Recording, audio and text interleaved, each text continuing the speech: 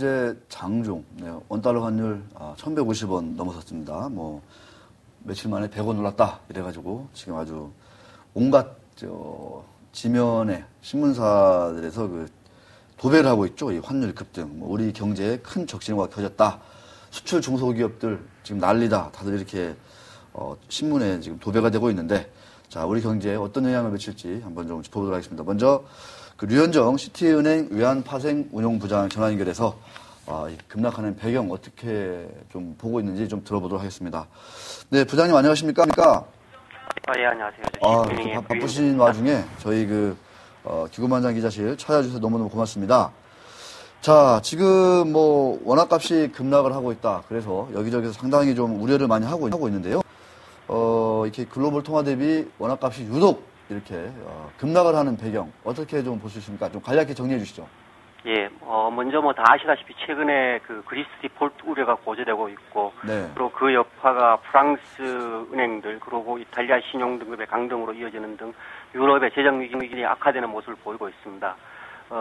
거기에 따라서 그동안에 사실은 원화가 강세를 보일 걸로 대부분 예상을 하고 있었었는데, 그러니까요. 그런 예상에 따라서 투자되어 있던 외국인 투자자들이 그 환위험 축소 차원에서 달러화 매수에 적극 나서고 있습니다, 최근에.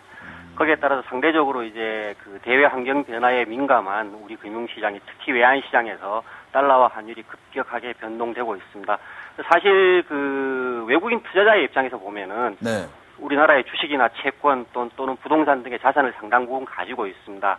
근데 이제 환율이 상승했을 경우에는 외국인 투자자의 입장에서는 외화로 환산된 그 투자 자산의 가치가 크게 하락할 위험에 처해 있고, 네. 그러한 위험을 방어하기 위해 통제하기 위해서 원화가 약세를 보일 가능성이 있는 경우에는 선제적으로 달러화 매수를 통해서 환위험을 축소하고자 노력을 하고 있는 것입니다. 그런 움직임에 따라서 최근에 그 외국인 투자자들이 적극 달러화 매수에 나섰고, 거기에 따라서 환율이 많이 상승을 했습니다.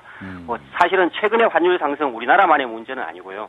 그 환율 변동은 우리나라만의 문제는 아니고 여타 이머징 국가들, 인도네시아, 인디아 등의 여타 그 동남아시아들 또는 그 브라질 같은 이런 이머징 마켓의 통화들이 다 함께 이번에 약세로 움직이는 그런 상황이기 때문에 우리나라만의 문제라고 이야기하기는 좀 어려운 것 같습니다. 물론 이제 상대적으로 우리나라의 대외 개방도가 더 크고, 네. 그리고 대외 의존도가 큰 부분들 때문에 그 원화의 환율 변동폭이 조금 큰 부분이 있습니다만은 원화만의 어떤 그 이탈된 그런 움직임은 아니라고 이야기할 수가 있을 것 같습니다. 네.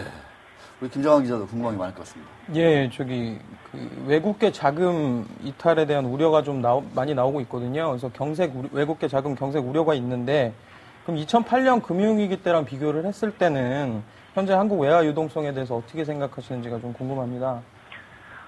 그간에 사실은 금융위기 이후에 우리 금융당국이 적극 소위 외화 유동성 관리를 강화하도록 여러 가지 조치를 취했습니다. 네. 선물한 포지션 한도 규제라든가 등등의 조치를 통해서 은행들의 국내 금융기관들의 외화 유동성 관리를 강화하도록 조치를 취했고, 네. 거기에 따라서 상대적으로 금융위기 이전에 비해서는 현재 지금 국내 시중은행들의 외화 유동성이 크게 확충되어 있는 그런 상황입니다. 또 한편으로는 최근에 나온 기사를 봐보면은 시중은행들의 단기 외채의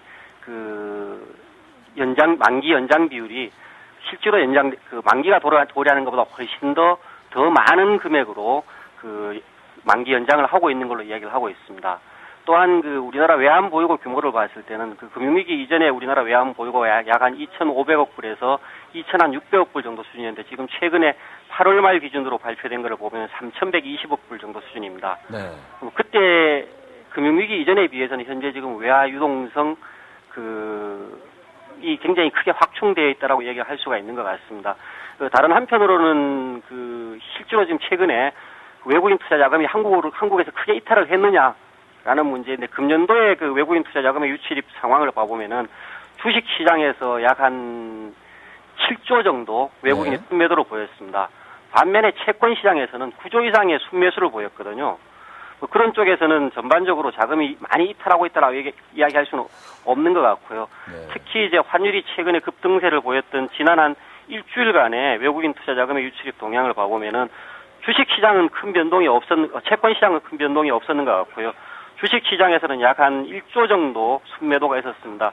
그걸 가지고 그 최근에 어떤 환율 변동 때문에 외국인 투자 자금이 대거 이탈했다라고 이야기하기는 좀 어려운 것 같습니다. 예. 자, 이제 중요한 게 이제 향후 그러면 이 환율 시장이 어떻게 움직일까 이거일 텐데요. 오늘 아침 보니까 세리도 내년 환율은 1,060원 정도, 원달러 환율 1,060원 정도로 지금 예상을 하고 있습니다. 지금 뭐 일각에서는 곧바로 저항선을 뚫었기 때문에 뭐 1,200원 선까지 갈 수 있다 이렇게 얘기도 하고 있는데 그렇지 않다. 뭐 원래 달러화가 오늘 발표되는 FOMC 성명서를 계기로 다시 또 이제 좀 달러화가 약세로 갈 수 있는 거 아니냐 뭐 이렇게 또 보시는 분도 있고 우리 류 부장께서는 이 환율 그 움직임 밴드 어떻게 지금 설정하고 계신가요? 일단 최근에 그 시장 상황은 바깥쪽에 대외적인 어떤 환경 변화의 진폭 자체가 상당히 크기 때문에 네. 어쩔 수 없이 원화 환율의 변동폭이 클 걸로 예상을 하고 거기에 따라서 조금 그 폭넓게 대응을 할 수밖에 없는 상황이 되어 있는 것 같습니다. 조금 모두에 제가 언급을 했듯이 이제 시장은 기존에는 전반적으로 원화 강세 쪽에 전부 다 예상을 하고 있었고 거기에 맞춰서 투자 자산을 운용을 했고 그 관리를 해왔었습니다. 근데 현재는 이제 대외적인 환경 변화 때문에 환율이 기존의 어떤 저항선으로 여겨졌던 1,100원을 상향 돌파해서 연고점 근처에서 거래가 되어지고 있는 상황입니다. 네. 앞으로 그 환율 변동은 어쩔 수 없이 그 대외 환경 변화에 따라서 굉장히 민감하게 반응할 수밖에 없는 상황인 것 같고요. 다만 이제 그 혹자가 최근에 언급을 하기를 이제 금융위기 때의 환율 변동 상황과 현재의 환율 변동 상황을 많이 비교를 하는 것 같습니다. 네. 예를 들면 어떤 사람들은 금융위기 때 1,600원 정도까지 갔으니까 네. 그 정도까지는 갈 가능성을 열어놔야 되지 않느냐라고 이야기를 하는데 주변의 변수들을 어떤 비교를 해보면은 현재의 어떤 시장 상황과 금융위기 때 시장 상황은 상당히 틀린 것 같습니다. 네. 먼저 앞에 언급했던 그런 외화 유동성 상황, 그리고 외환 보유고 규모가 그때에 비해서는 상당히 그 건전한 상황이고요. 그 다음에 두 번째는 2006년도, 2007년도는 우리나라가 사실은 경상수지 적자를 보였었습니다. 네. 근데 현재는 여전히 그 비교적 그 200억 불 이상의 경상수지 흑자를 양호한 경상수지 그 수지를 보이고 있고요. 네.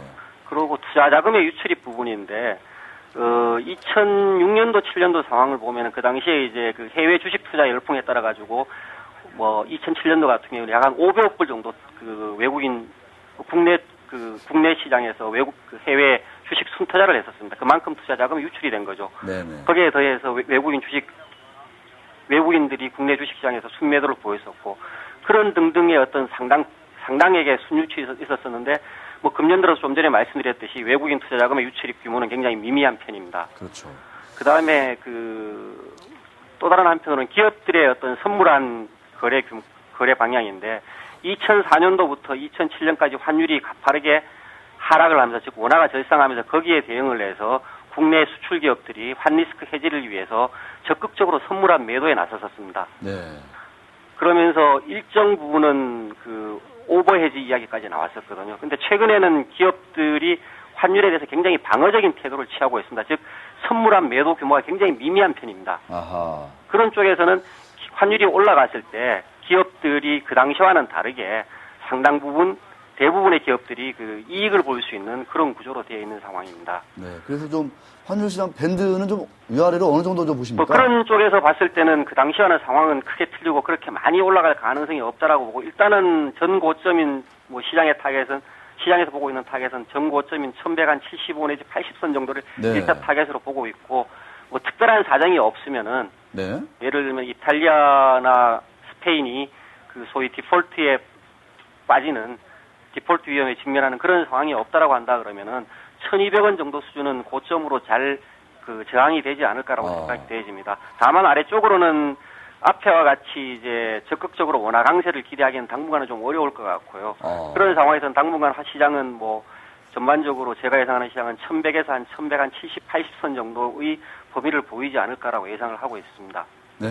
자, 오늘 말씀 고맙습니다. 네네, 감사합니다. 네. 참, 환율 시장 하루하루 이제 급등하고 있는데, 은행에서 이렇게, 달러, 환율 이렇게 딜링 하시는 분들은 참 고생이 많으시겠습니다. 스트레스도 많고. 자, 그래서 이런 환율 움직임이 우리 증시에는 어떤 영향을 미칠지를 한번 또 짚어봐야 할 것 같습니다.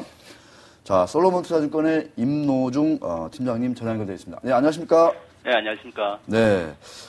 자, 지금 우리 주식시장도 가장 중요한 변수로 지금 환율이 지금 부상을 하고 있습니다. 예, 예. 네, 지금 환율 상승하면 수혜주가 어디냐? 뭐 이런 거 지금 열심히 좀 찾고 있는 것 같은데, 그냥 우리가 기존의 그 관례적인 어떤 그 판단과 분석대로 수출주한테는 호재다. 이렇게 그냥 단순하게 보면 되는 건지, 뭐 좋은 아이디어나 이런 게 좀 있으십니까?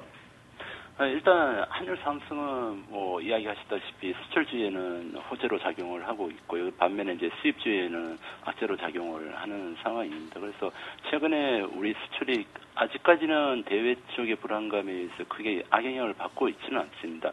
7월 달에 수출이 500억 불을 넘어섰고요. 8월 달에는 좀 464억 불로 좀 둔화되긴 했습니다만 이건 계절적인 영향이 있는 걸로 봐야 될 것 같습니다. 그래서 아직까지는 수출이 상당히 좋다 이렇게 봐야 될 것 같고 그 수출 증가를 주도하고 있는 게 자동차와 자동차 부품, 석유 제품, 선박 이런 쪽에 업종이 주도를 하고 있는데요. 그래서 환율 상승은 수출 기업들의 수혜로 봐야 될 것 같고 그래서 지금 현재 수출이 좋은 전기전자나 자동차, 조선 이런 쪽에 수혜가 간다 이렇게 봐야 될 것 같습니다. 그렇군요.